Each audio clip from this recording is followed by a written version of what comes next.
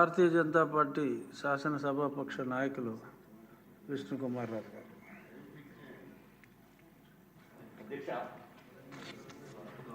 మీరు ఎంత time fix చేస్తే ఆ టైంలోనే లిమిట్ అయి ఉంటాను అధ్యక్ష. వెరైటీగా మీరే ఫిక్స్ చేసుకోండి. 10 minutes, 15 minutes, 15 అందుకనే 15.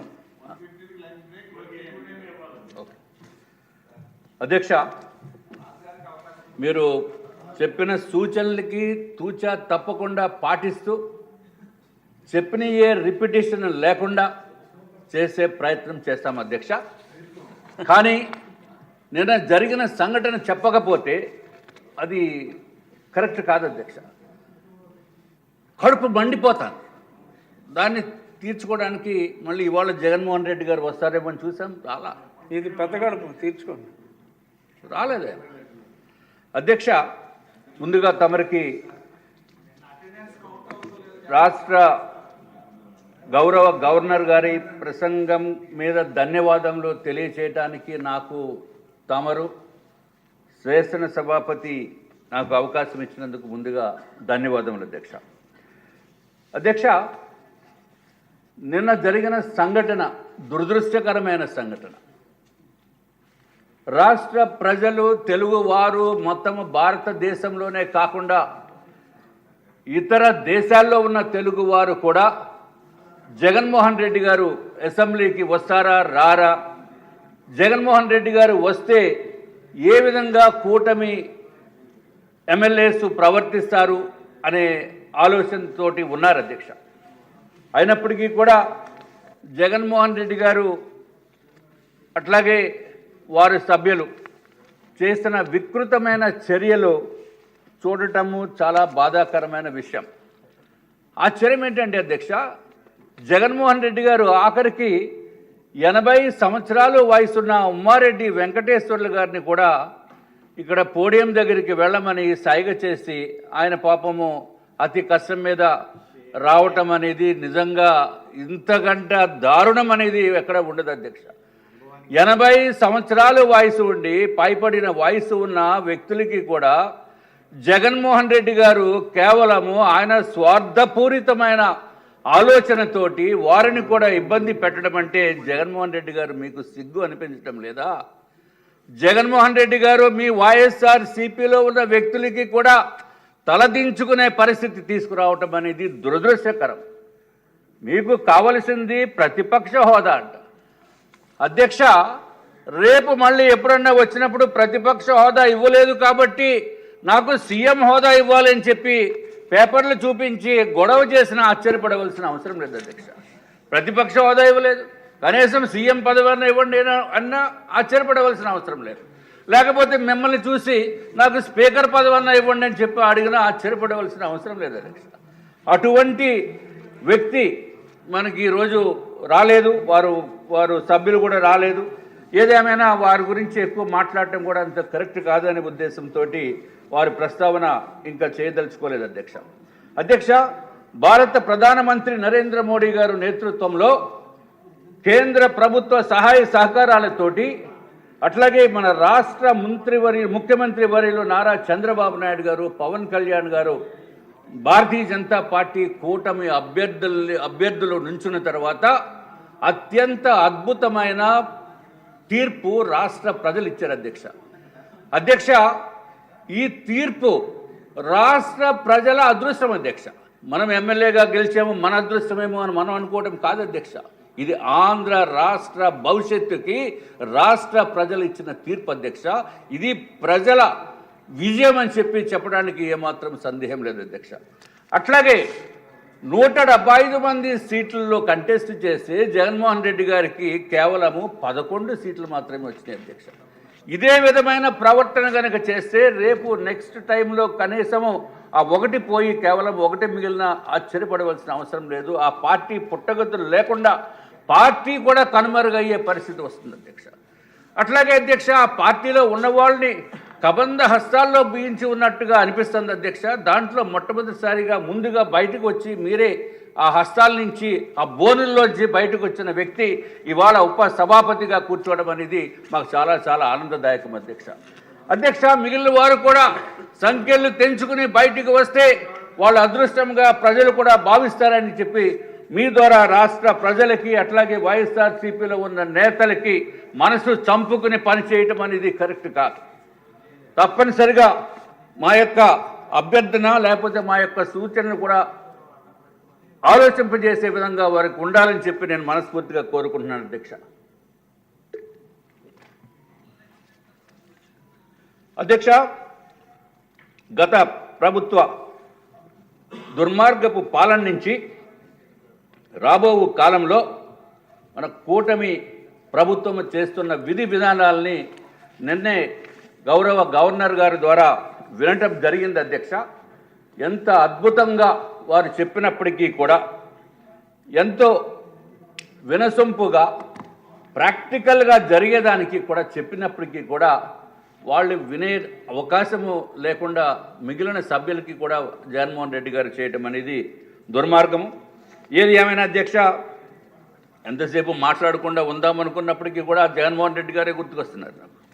అధ్యక్ష, అన్ని రంగాల్లోని వ్యవస్థల్లోని మార్పు దిశగా రాష్ట్ర అభివృద్ధి దిశగా ఈ కూటమి ప్రభుత్వం సిద్ధంగా ఉన్నదన్న విషయం నిన్న గవర్నర్ గారి స్పీచ్ వలనే క్లియర్గా అర్థమైంది అధ్యక్ష ప్రజలందరికీ.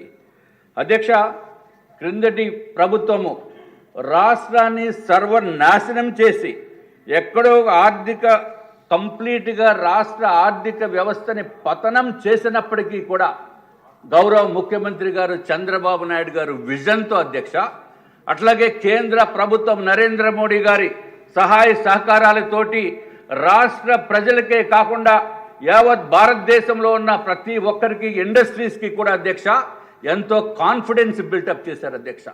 అధ్యక్ష, 6,30,000 కోట్ల రూపాయలతోటి పరిశ్రమలు స్థాపించడానికి ఆంధ్ర రాష్ట్రానికి వస్తున్నారంటే అది కేవలం జగన్మోహన్ రెడ్డి గారు బయటికి పోయినందుకు, ప్రధానమంత్రి నరేంద్ర మోడీ గారు, భారతీయ జనతా పార్టీ, తెలుగుదేశం పార్టీ, జనసేన ఉమ్మడి కూటమిని చూసి ఇంత పెద్ద ఎత్తున రావటం అనేది నిజంగా అత్యంత అద్భుతమైన విజయంగా మనం చెప్పవలసిన అవసరం ఉంది అధ్యక్ష.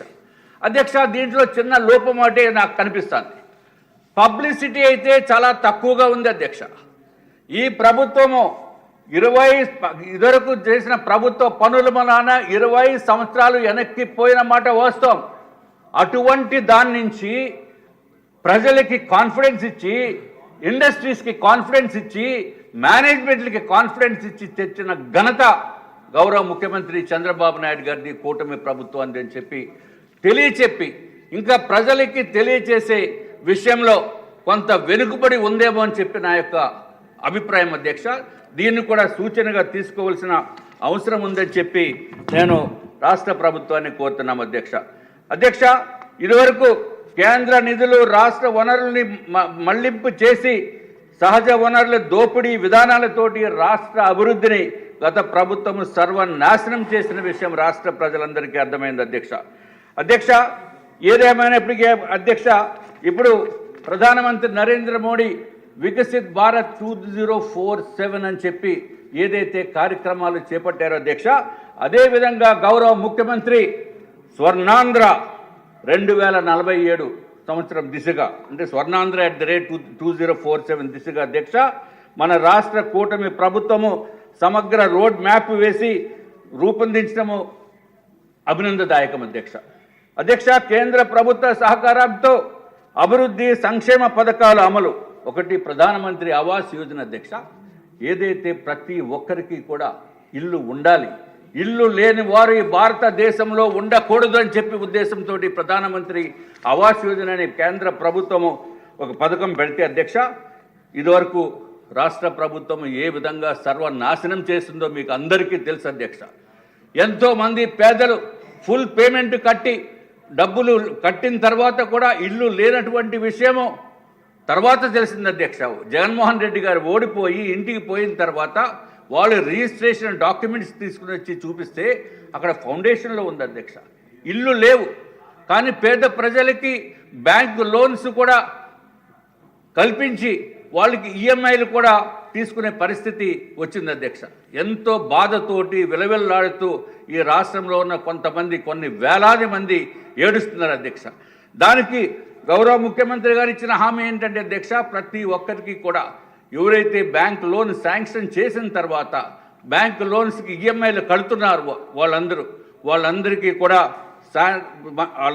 కూడా ప్రభుత్వము తప్పనిసరిగా ఇల్లు కట్టించి ఇస్తుందని చెప్పడం జరిగింది అధ్యక్ష.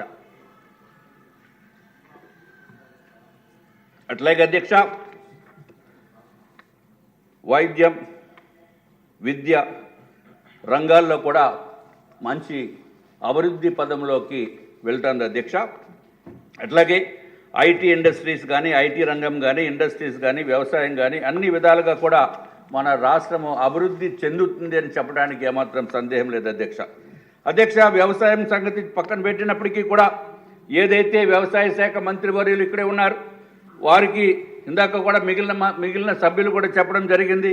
అందరూ కూడా అందుబాటులో ఉండి ఈ రాష్ట్రంలో అత్యంత అద్భుతమైన ప్రగతి సాధించడం గురించి ప్రతి ఒక్కరూ కష్టపడుతున్నారని చెప్పడానికి సందేహం లేదు అధ్యక్ష.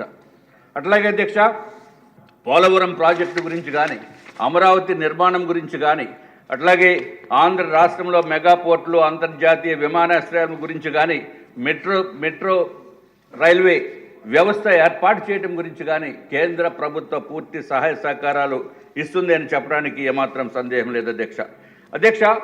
మన గౌరవనీయురాలైన మహిళా మంత్రివర్యులు నిర్మలా సీతారామన్ గారు మహిళగా 8వసారి బడ్జెట్ ప్రవేశపెట్టిన మాట అందరికీ తెలుసు. అది అత్యంత గౌరవనీయం. ఆవిడికి, మన తెలుగు వారైన ఆవిడికి ఎంతో మనం రుణపడి ఉండవలసిన అవసరం ఉంది, అభినందనలు తెలియజేయవలసిన అవసరం ఉంది. ఎందుకంటే అధ్యక్ష, ఎక్కడ ఏ రాష్ట్రానికి లేనటువంటి విధంగా ఆంధ్ర రాష్ట్రము ఎక్కడో ఇబ్బందులు పడుతుందనే విషయం వారు గ్రహించి ఎన్ని విధాలుగా వీలైతే అన్ని విధాలుగా కూడా కేంద్ర ప్రభుత్వము ఆంధ్ర రాష్ట్రానికి సహాయ సహకారాలు అందిస్తుంది అధ్యక్ష.